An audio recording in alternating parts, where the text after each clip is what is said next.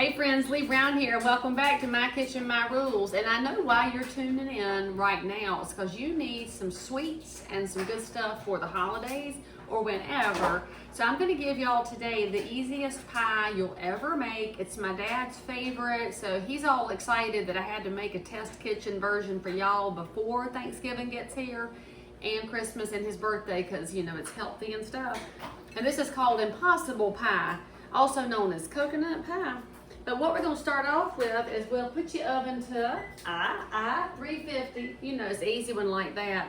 And what you're going to need first of all is a stick of butter. Now we got to melt it. And I'm going to show y'all a secret with what you can do with your butter wrapping, because you might not want to use up all your Crisco and butter, because you know whenever it's time to cook for a bunch of people at your house, you're going to use a lot of butter, you're going to use a lot of sugar, a lot of flour if you're doing it the right way. If you're not using a lot of butter and sugar and flour, you're doing something wrong, friends. So anyway, let's melt that stick of butter. And actually, if y'all didn't know this, you should always cover up your butter when you put it in the microwave, because it'll snap, crackle, and pop, make a big player mess out of your microwave. So let's melt that. So here's your secret. So you're going to need 2 9-inch pie plates for this. These are just the basic pie wraps from the grocery store. They're not fancy, because I like the clear ones for this recipe. Your butter wrapper that your butter was in has residue butter in it that you can use, because you don't need a whole lot of grease in your plates for this one, but a wee tiny bit around the edge will keep it from just soaking in. So take your wrapper to grease your plates. Now those of y'all that need more in your life, you can get a fresh stick of butter out, you can get some Crisco, you can get some of the spray can. I don't care, I mean, your kitchen, your ways. I'm just showing y'all a way to use a little bit of butter in the paper for these 2 pans. And so Shazam, those are ready to go. Let's set them over here. Let's see if our stick of butter melted. Dun dun dun. Not quite. Nope, we're gonna keep going. Well, while that's doing its thing, you're gonna need 4 eggs. And so let's get 4 eggs into our pan here. Of course, mine came from the local chiropractor, which is why they're apparently sealed up with painter's tape. I did not notice that prior. So that's when you know you have good eggs, friends, when the container is closed up with painter's tape. Because you know eggs can jump out and leave, you never know. And because this is not an exact pie, that's why you can use the homemade eggs. They don't have to be perfect like the grocery store ones. So we need 4 of these. And we'll get them in the bowl. Come on. Man, these got some good shells on them. I don't know what Dr. Ted is feeding his. Duck eggs. Oh, these are the duck eggs? Yeah. Well, we're going to have a fancy pie then with duck eggs in it.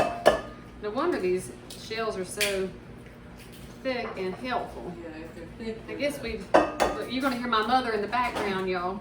But she don't cook, so don't be thinking you're going to get a guest episode with my mother, because she has spent a lifetime cultivating a life of not being a cook, which I frankly think was on purpose. She did not want to be known as a cook so that Daddy would have to cook supper every night. She's sneaky like that. She might be nice and cute and stuff, but she's sneaky. Watch out for the mothers that look all innocent. Right, Daddy? That's right. Right, see, he's smart enough to just say that's right way out of the room. Okay, so, but you notice he'll have to be nice because I'm making his favorite pie. He's pretty good like that. All right, so we got a stick of melted butter here. And then, of course, we've got our 4 eggs. Let me get my whisk, because it does better than other things. You could use a fork. I'm gonna go ahead and break my yolks up. One of the reasons we love this pie, y'all, it's so easy. You don't have to be a genius cook. You don't have to make a pie crust, all right? We'll do that in another episode. I'll show y'all how to make a decent pie crust. I don't claim that mine is the best of nothing, but it's pretty decent. All right, so let's get our yolks broken up. Mix in our butter. It's a lot of yellow. It's a lot of it. Oh, but I mean, you just know this is obviously good for your cholesterol, friends. I mean, just obviously. And now we need sugar. Y'all know we're gonna use some Dixie Crystals. Now you should know this about Dixie Crystals. We need, by the way, 1 3/4 cups. They are non-GMO, all right? So been around since 1917. Let me do what I'm doing here without paying attention. That's a cup and a half, and about, yay, half again makes 1 3/4. All right. See, I can do the math in my head. But yeah, they're not GMO, and sugar really gets a bad rap. You know, I might poke fun at it for real, but real sugar is way better for you. than a lot of your sugar substitutes, because those will jack your insulin levels. And if you think I'm making that up, look at all the stuff that diet soda does to y'all. That's why I had to use that sparkling water to break my soda addiction. But for real, Dixie Crystals only has 15 calories in a teaspoon. I mean, y'all are burning more than that with some of the stuff that you eat. I'm just saying, so cook at home with your good ingredients. And if you live somewhere besides the South and you need some Dixie Crystals, I would imagine you can get it online. I mean, you can get everything online nowadays. And if you live in the Southeast and you want a coupon, hit me up, right? Because Dixie Crystals loves y'all. So anyway, we got it whisked up. Ain't that pretty? Yes, yes, go till it's smooth. And now we're gonna add our next ingredient, which is self-rising flour. And if y'all are wondering why Leigh is your self-rising flour in its own Ziploc bag and not in the container in the cupboard, because I use all-purpose more than I use self-rising, and so this sits in a different cupboard. See, it's very fancy reasons for things around here. And I only use White Lily. Don't try to argue with me about your brand, because you're wrong. Okay, so now we need a ½ cup of self-rising flour. Just mix that in here. Boom, boom. You don't have to sift for this pie. See, it's so ridiculously easy. I love how flour looks when it breaks up into your wet ingredients. I'm kind of mesmerized by myself here. So anyway, we're gonna add in the flour, and then we're gonna add in a little bit of vanilla, not much, maybe a ½ teaspoon. More if you need more, but this recipe actually, you do not want the vanilla to overcome the coconut. So let's get our organic Madagascar extract here. It was probably what was on sale, because y'all know how I feel about organic things. Waste of money unless it's on sale. So there we go, let's mix that in. And then we're gonna add in the coconut. So make sure that when you buy coconut, you get the, what did I do with the coconut? Oh, it's sitting here in the sink. You buy the sweetened. They make sweetened and unsweetened coconut flakes at the grocery store, but you want the sweetened one because, frankly, it's the holidays, friends. Don't be trying to make some pie that is trying to cut calories, because your friends and family will stop coming over, which I guess if you're trying to run off your friends and family, then totally use really boring food with no sugar in it, and then more power to you. So we need 2 cups of coconut-ish. There's a half, and there's a half, and there's a half. Again, this is not an exact science here. I mean, you're gonna use as much as you need, which frankly, it's about a ½ a bag. I don't know why I'm even bothering to use my measuring cup, but you know, I try to be fancy for this, you know, program, since y'all like to look at it. That's good. Let's put a little more in there. That's not enough, frankly. I need more. Maybe that's 2½ cups. I don't know. Ish. Look, we're gonna ish it on this one. There's your coconut. And now mix that in.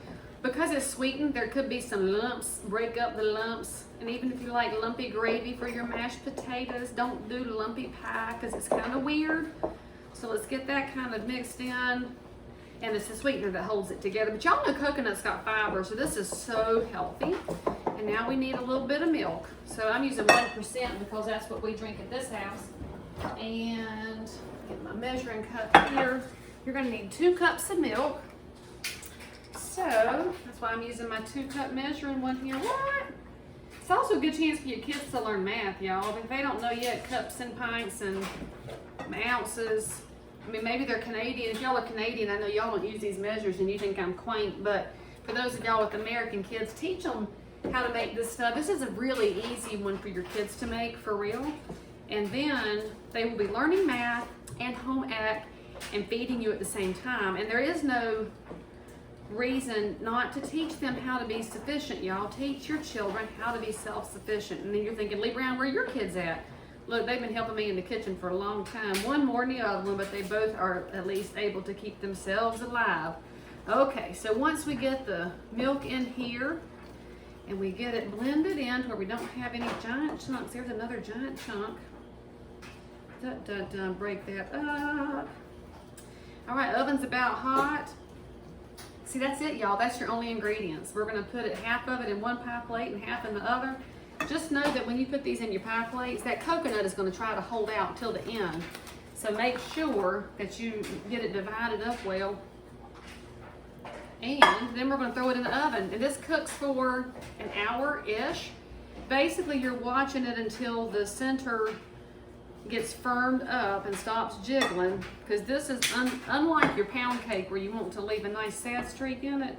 This one, you really want to make sure it's cooked, since you got a whole bunch of duck eggs in it this time. See, we're making duck impossible pie. This might be the first time I've made it with duck eggs, so let's see how that works out. So you see how all my coconut's hanging out till the end? We'll get it divvied up good here. And see, you're gonna have 2 pies ready to roll for your holiday extravaganza, whether it's Thanksgiving or Christmas or it's Valentine's Day. I don't know what y'all celebrate, but this is so good, y'all. You'll be loving me for it. All right, we're gonna put it in the oven, cook it for an hour, and I'll show you what it looks like when it comes out. So check it out. You get 2 beautiful pies that look just like this. So you're gonna have that nice golden top to it. And so seriously, enjoy the rest of your holiday season and eat the heck out of some good food. I'll see you next time.